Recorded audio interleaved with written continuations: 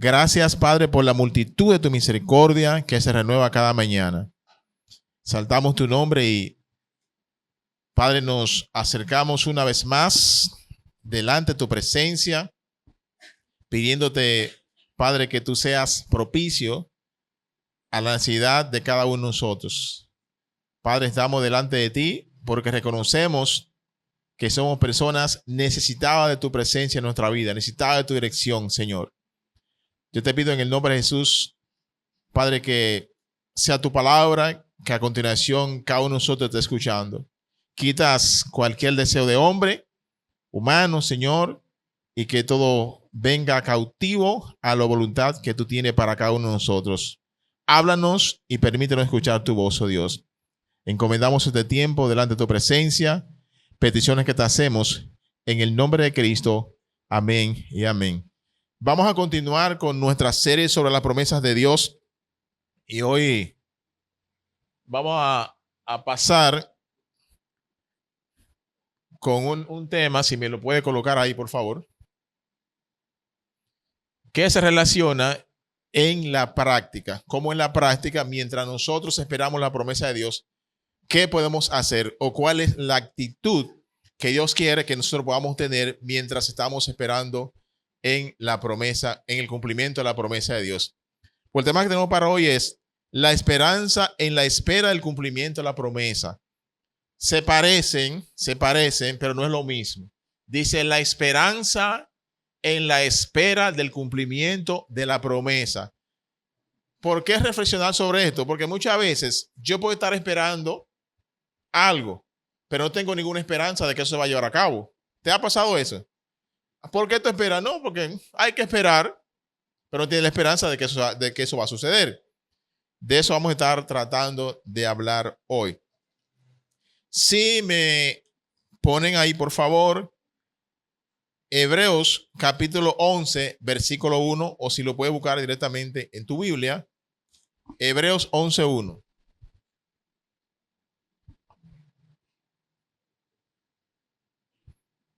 Es pues la fe, la certeza de lo que se espera, la convicción de lo que no se ve.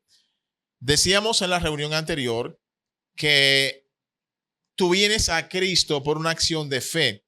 Cuando depositas tu fe en lo que Cristo hizo en la cruz, tú eres salvo. Pero eso no termina ahí. La fe tenemos que utilizarla o tenemos que vivirla todos los días de nuestra vida. No es solamente en el momento que confiamos en Cristo como nuestro único y suficiente Salvador personal. Entonces aquí nos dice que la fe es la certeza de lo que espera. O sea, yo estoy esperando algo, estoy seguro, pero tengo la esperanza de que eso se va a llevar a cabo. Tal vez yo no lo veo o no lo veo, pero estoy confiando que Dios que lo ha prometido es fiel para él llevar a cabo aquella cosa que él ha prometido que va a hacer a través de nuestra vida.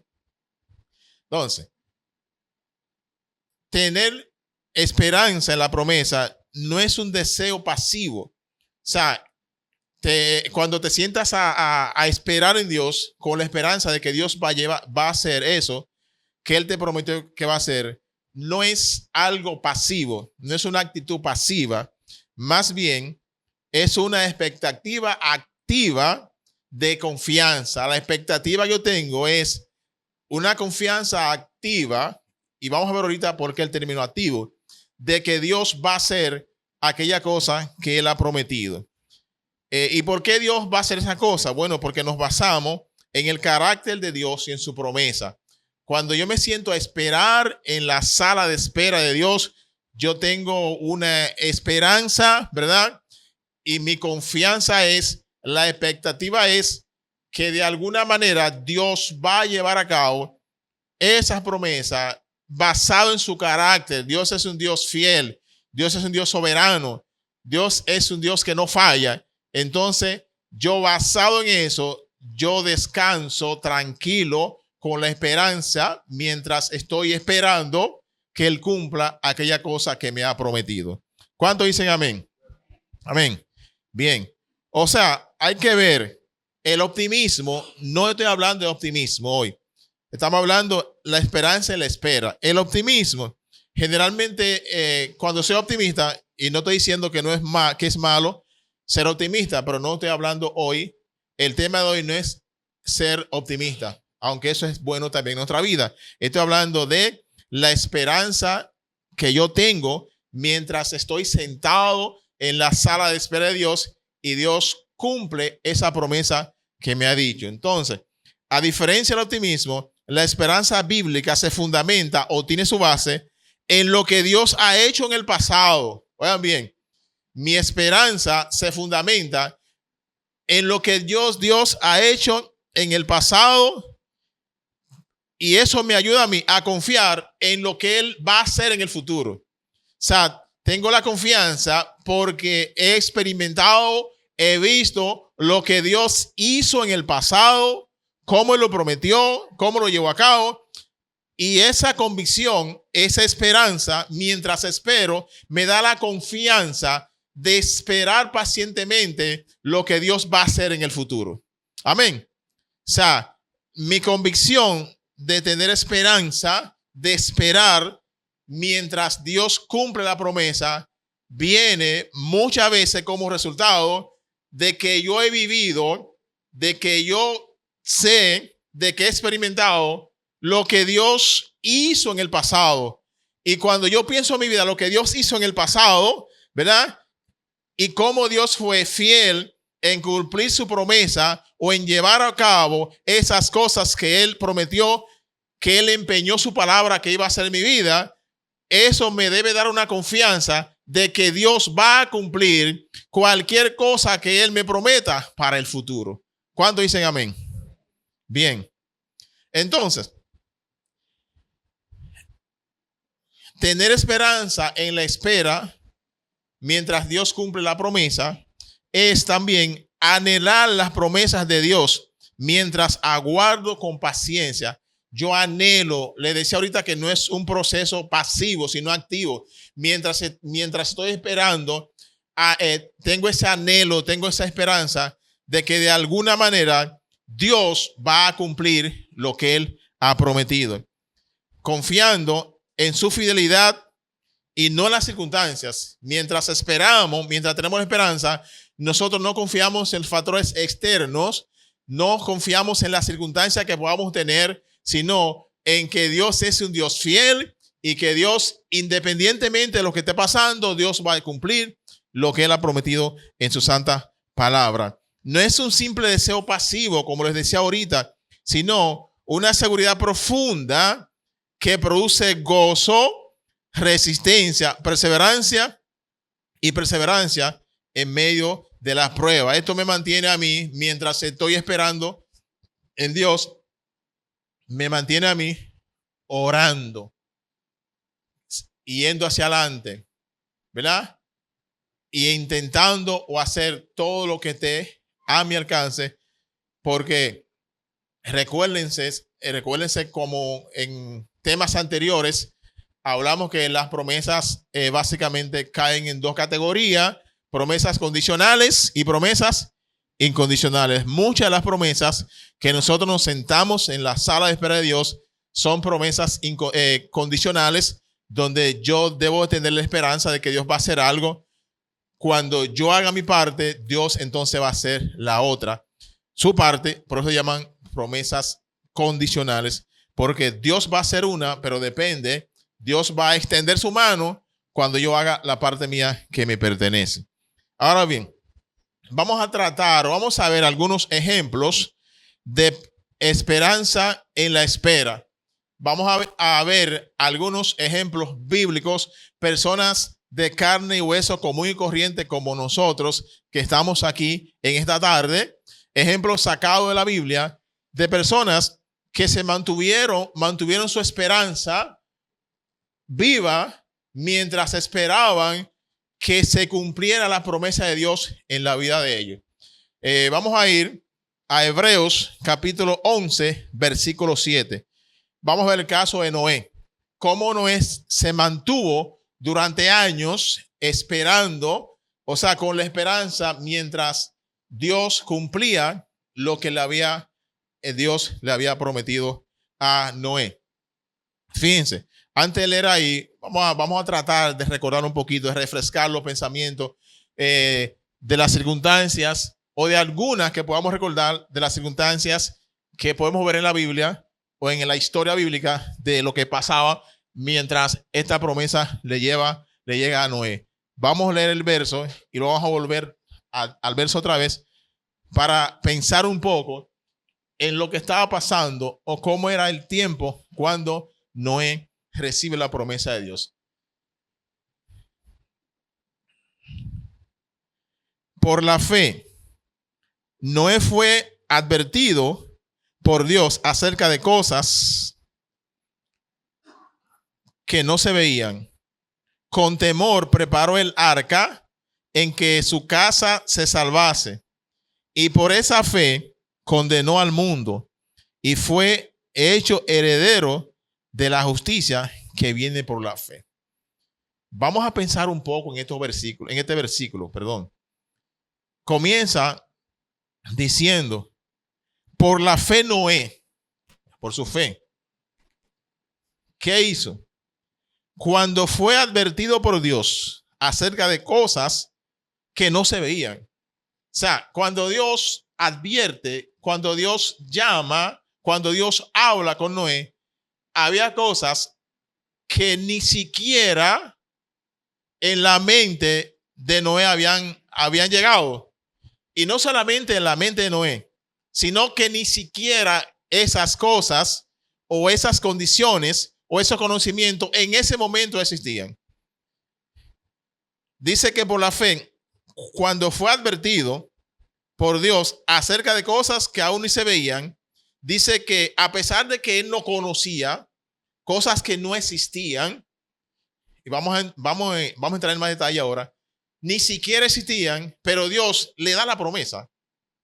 Sigo el versículo 7. Dice, con temor, a pesar de que Noé no conocía nada de eso, o algunas de las cosas implicadas con la promesa, dice que con temor, o sea, con respeto, con devoción, con deseo de obedecer a Dios por encima de todas las cosas, dice con temor, ¿qué hizo?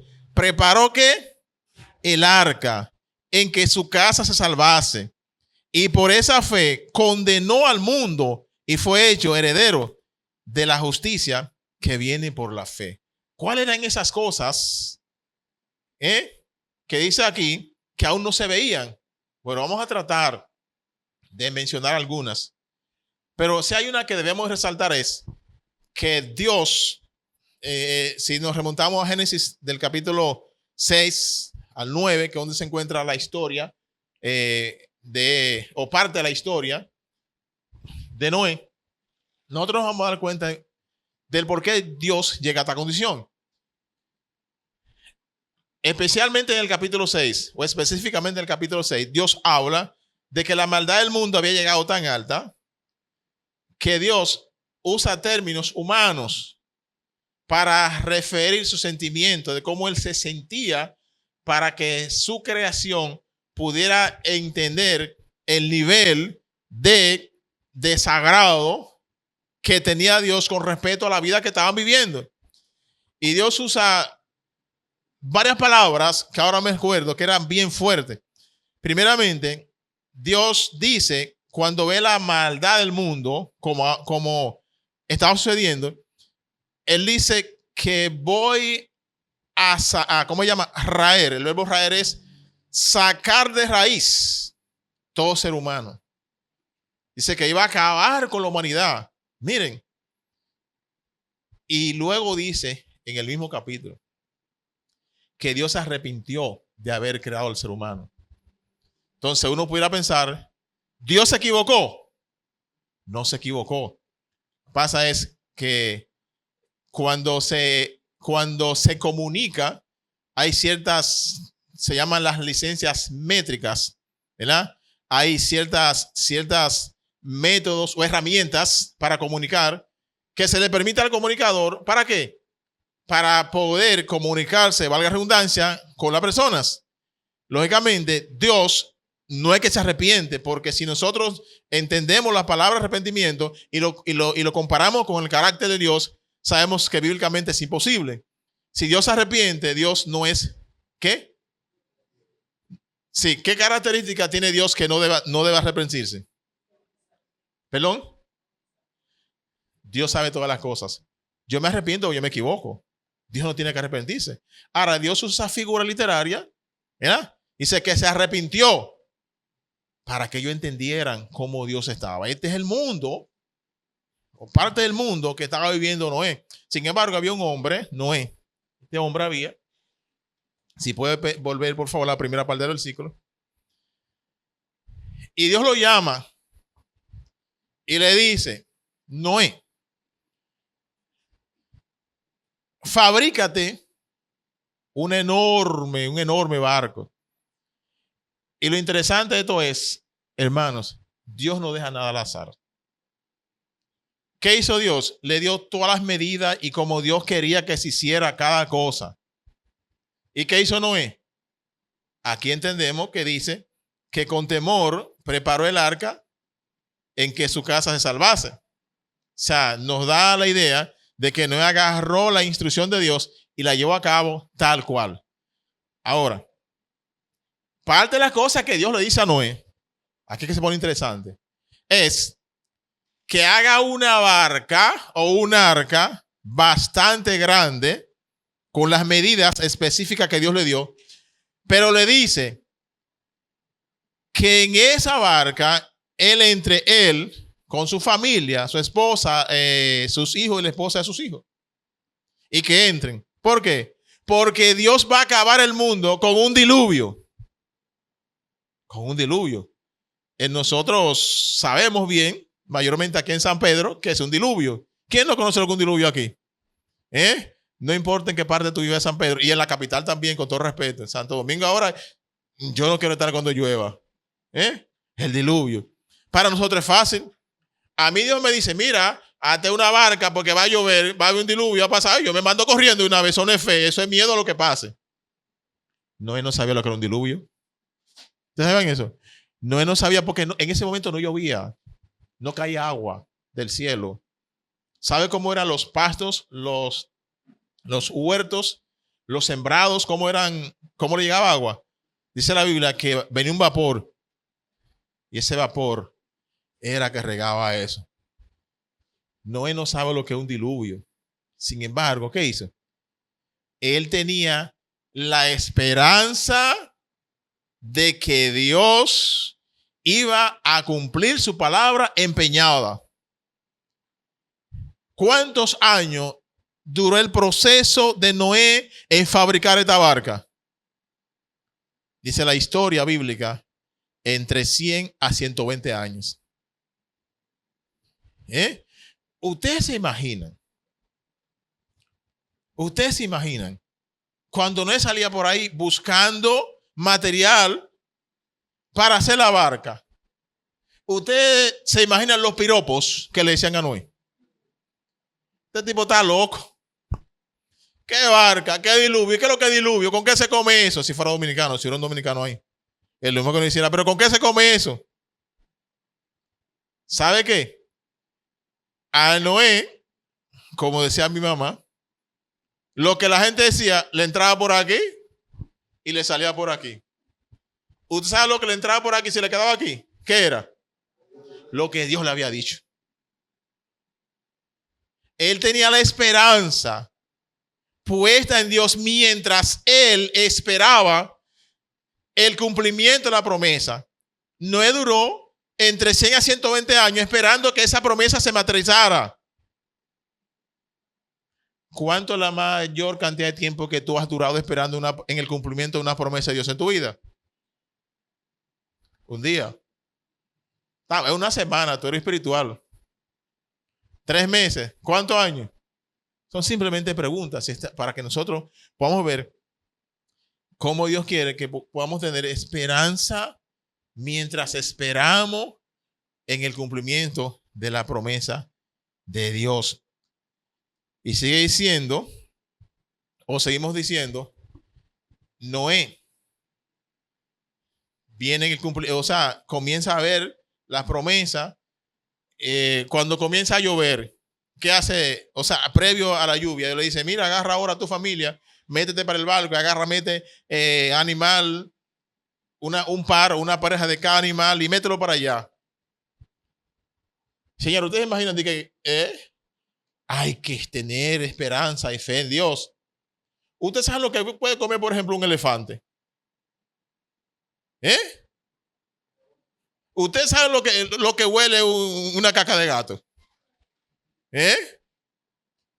Para ayudarlo. Todo eso, ¿usted cree no pasó por la mente de Noé? Era en una barca, iba a tener todos esos animales con esa peste de todo ahí. Él no se olvidó de eso. Y dice, Dios me dijo que mi familia se va a salvar y que va a acabar el mundo a través de un diluvio. Yo no sé lo que es un diluvio, pero yo voy a ser a Dios porque yo temo a su palabra, no importa lo que pueda venir. ¿Cuántos dicen amén? Y permaneció ahí. ¿Cuánto tiempo duró Noé metido ahí esperando? Luego de los 120 años, esos 120 años, ¿cuánto duró? Un año. Esperando que la condición se dé, que el agua bajaran. Él metió ahí con todos sus animales. El que tú te quieres imaginar estaba metido ahí los animales. Hasta esperar el cumplimiento de la promesa de Dios. Y yo pienso que no es solamente un caso, un accidente que apareció en la Biblia. No. Yo pienso que Dios registró eso para nuestra edificación, para que nosotros podamos entender y confiar en Dios independientemente de lo que las circunstancias externas puedan decir, seguir confiando en lo que Dios nos ha dado.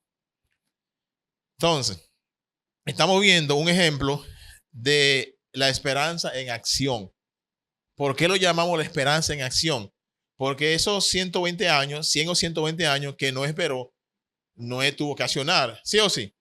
No es que él se sentó en su casa, no, Dios dijo que va a acabar, Dios me escogió como justo y ahora Dios va a acabar el mundo y nada más se van a salvar. ¿Sabe qué? Yo, mi esposa, mis hijos y su esposa, ay, qué bien. No, Noé, ¿sabe qué? Su esperanza se fue en acción. ¿En cuál acción? Él tuvo que trabajar. Si Noé no hiciera la barca, ¿él tenía esperanza en que Dios iba a cumplir su promesa? No. ¿Cómo Noé demostró que él tenía la esperanza mientras esperaba el cumplimiento de la promesa? Poniendo en acción lo que Dios le mandó a decir. Dios le dijo, construye el arca. Cuando la construya, entra en el tiempo indicado cada animal y entra tú y tu familia. Y no hizo. Y la palabra dice que Noé dijo que no hizo como Dios le dijo. O sea, que él llevó a cabo porque él tenía esa esperanza. Fue Dios que lo dijo. Él no estaba esperando que iba a venir un ciclón o algo por el estilo. Él estaba confiado en la palabra empeñada de Dios. Y eso es lo que Dios quiere que nosotros podamos hacer, que estemos empeñados en sus palabras. Vamos a ir a ver otro punto, otro ejemplo de confianza en lo que no se ve. Estamos viendo la esperanza en acción, en el caso de Noé. Ahora vamos a ir a Romanos 8, 20 al 25, donde vemos que Dios espera, o un ejemplo de tener confianza en lo que no se ve. Romanos 8, 20 al 25. Porque la creación fue sujetada a vanidad, no por su propia voluntad, sino por causa de lo que la sujetó en esperanza. ¿En qué dice ahí? ¿En qué fue sujetada la humanidad, la creación? En esperanza. Dice, porque también la creación misma será liberada ¿de qué? De la esclavitud, de corrupción, a la libertad gloriosa de los hijos de Dios. Porque sabemos que toda la creación gime a una y a una está con dolores de parto hasta ahora. Porque en esperanza fuimos salvos, pero la esperanza que se ve no es esperanza, porque lo que algunos ven, hay que esperarlo. Pero si esperamos lo que no vemos, con paciencia lo aguardamos.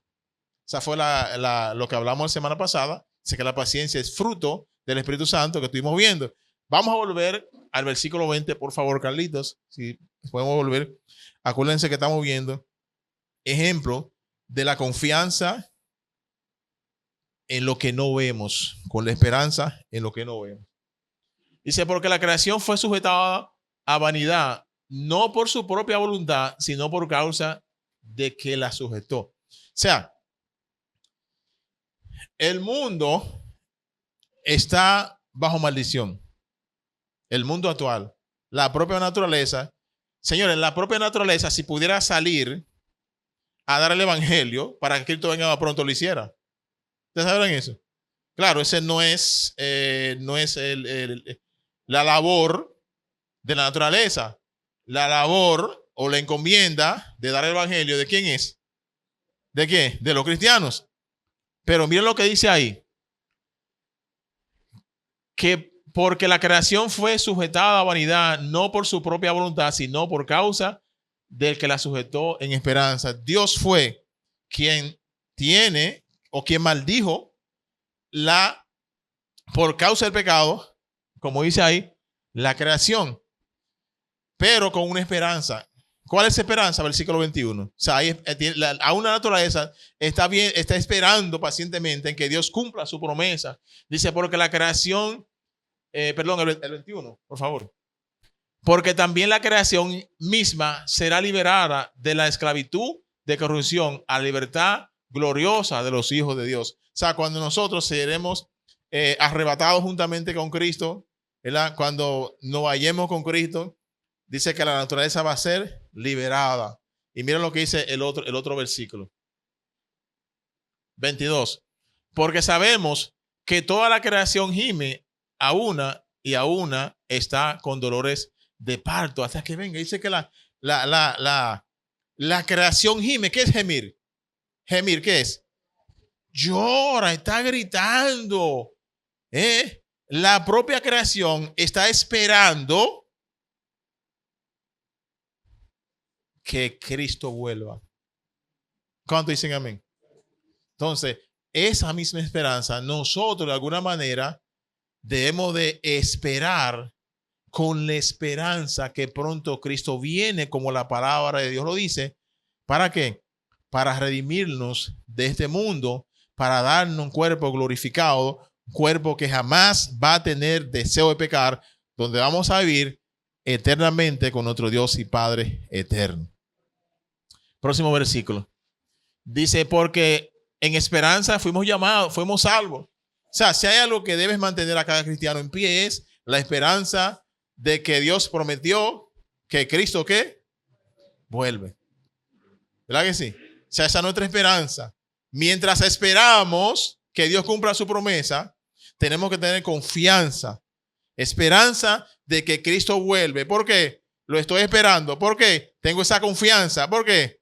Porque Dios así lo prometió y Dios es un Dios fiel, es un Dios que cumple sus promesas. Y sigue diciendo, en 24, por favor, no he terminado. Pero la esperanza que se ve,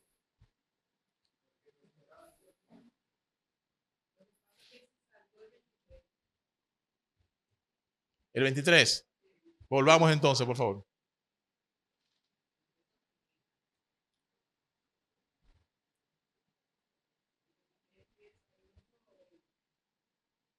¿No tenemos el 23?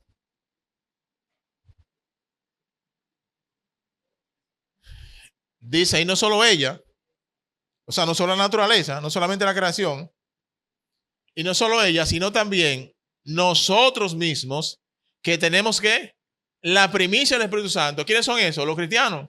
Nosotros también, ¿qué hacemos? Gemimos donde dentro de nosotros mismos porque Cristo vuelva. Cuando vemos una injusticia, cuando vemos lo que está pasando en el mundo, no te da como un sentir, wow, sin potencia. Pero tenemos que seguir con la esperanza de que Cristo no va a venir cuando yo lo quiera, sino cuando Dios así lo disponga.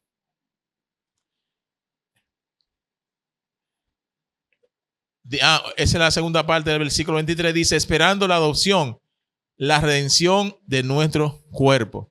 Versículo 24. Porque en esperanza fuimos salvos, pero la esperanza que se ve no es esperanza, porque lo que alguno ve, hay que esperarlo.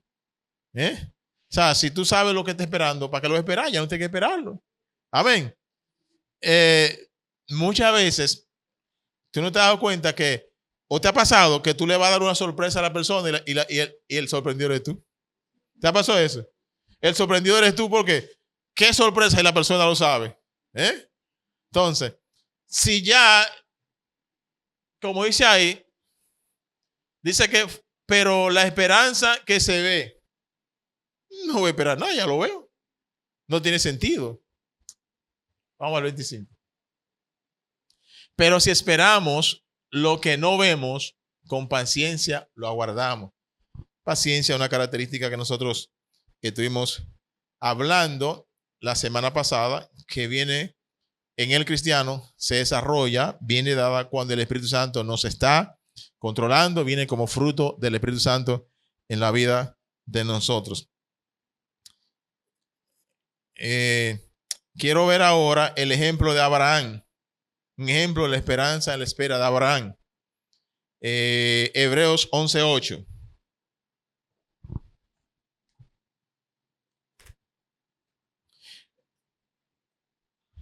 Por la fe, Abraham, siendo llamado, obedeció para salir al lugar que había de recibir como herencia, y salió sin saber a dónde iba. Por la fe habitó como extranjero en la tierra prometida, como en tierra ajena, morando en tiendas con Isaac y Jacob, coherederos de la misma promesa, porque esperaba la ciudad que tiene fundamentos, cuyo arquitecto y constructor es Dios. El caso de Abraham también. Dice que por la fe Abraham, siendo llamado, obedeció para salir al lugar donde había de recibir como la herencia, y salió sin saber a dónde iba. Eso suena raro en estos tiempos, ¿verdad? ¿Cuántos de aquí salen sin saber para dónde van? Y muchos como yo muchas veces ni confían en el GPS ese. Porque yo no sé a ustedes les pasa, yo estoy en lugares que no conozco y el GPS me quiere meter por un lugar y digo, no, yo no voy a entrar por ahí, papá. Ese barrio no es bueno. ¿Te ha pasado eso en la capital?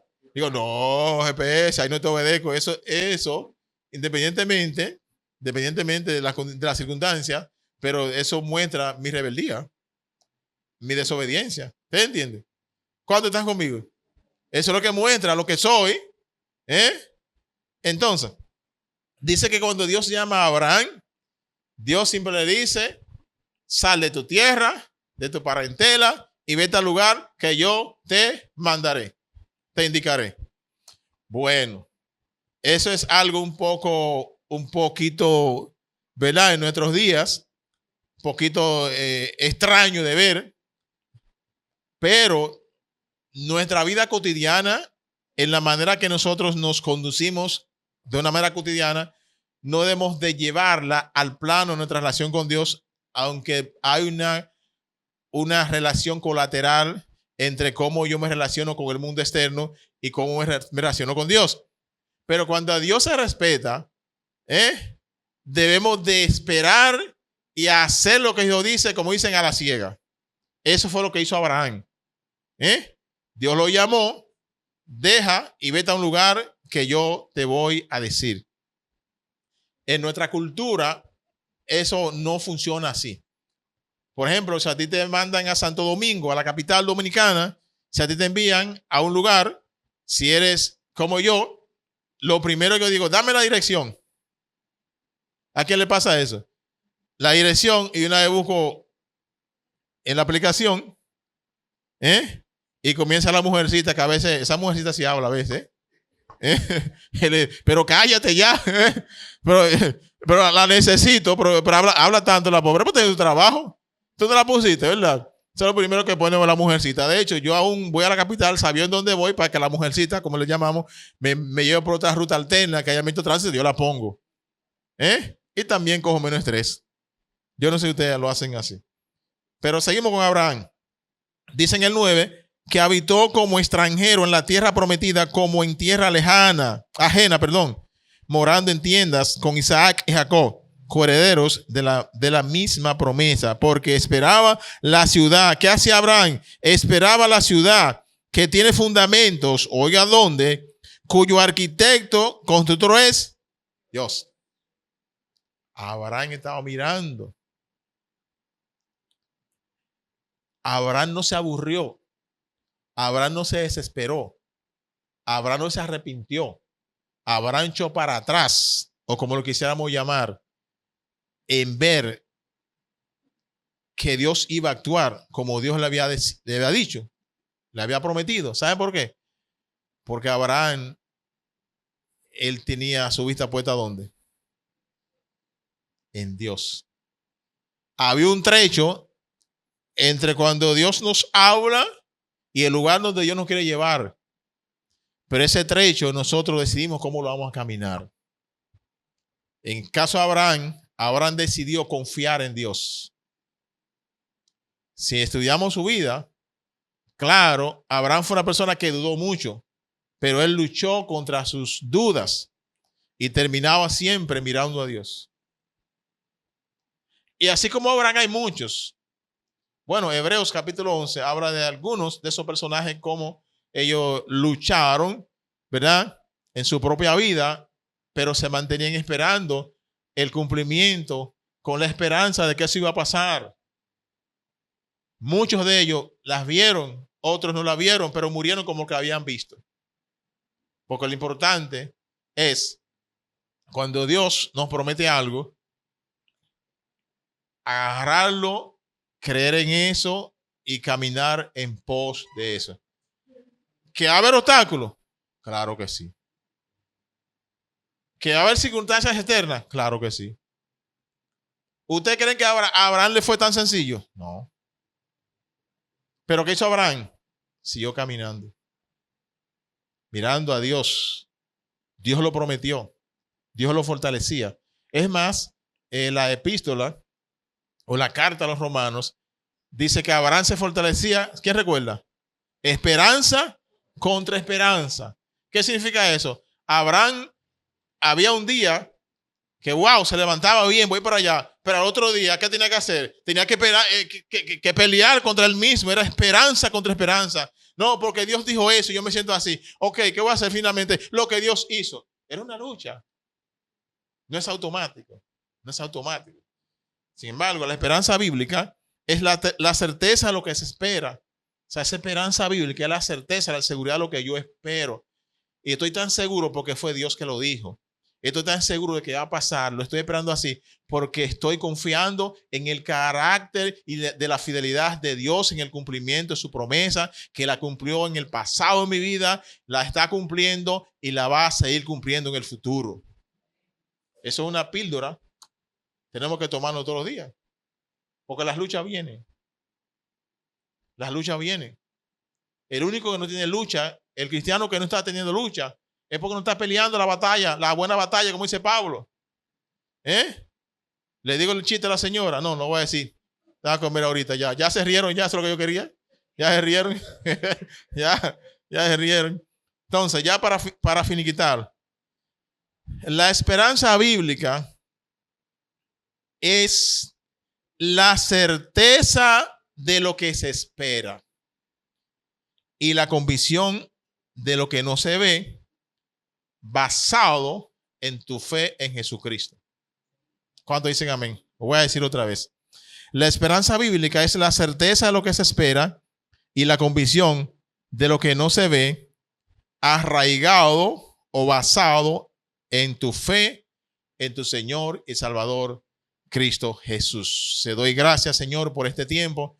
Gracias por permitirnos, Señor, meditar un poco sobre cómo tú esperas que tus hijos podamos andar mientras esperamos, Señor, mientras tenemos la esperanza de que tú vas a cumplir tu palabra empeñada. Ayúdanos, oh Dios, a no ver circunstancias externas. Señor, el caso de Noé, cuántas cosas tenía él en contra, humanamente hablando, pero no he decidido caminar contigo. Ayúdanos, Señor, a independientemente de cuántas circunstancias externas podamos tener, a decidir caminar contigo. Bendice este tiempo. En el nombre de Cristo. Amén y amén.